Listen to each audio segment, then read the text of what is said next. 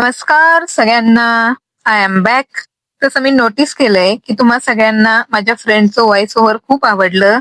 So thank you for your support. With that मी चालली आहे क्लासला आणि जाऊन समजलं की आज आमची टीचर लेट आहे. कट टू तुम्ही 15 मिनिटानंतर पाहत आहेत खुशीमध्ये पागल झालेला पूर्ण MBBSचा क्लास. कारण आत्ता आम्हाला समजलंय की आज आमची सुट्टी आहे कारण आमची टीचर आजारी पडली.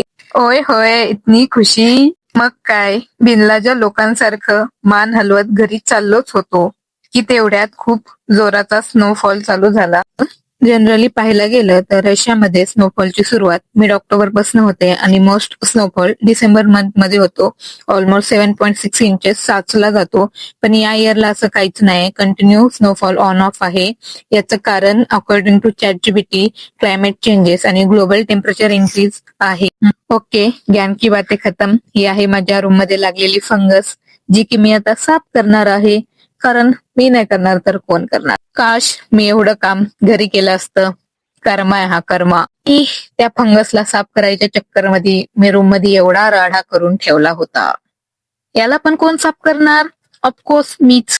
पूर्ण साफसफाई मोहीम व्यवस्थित पार पाडून मॅडम चाललेले आहेत खाली. याचं कारण आहे की माझं पाणी संपलंय. ऑफकोर्स दुसरं काहीच मला एवढ्या थंडीत बाहेर नाही नेऊ शकत.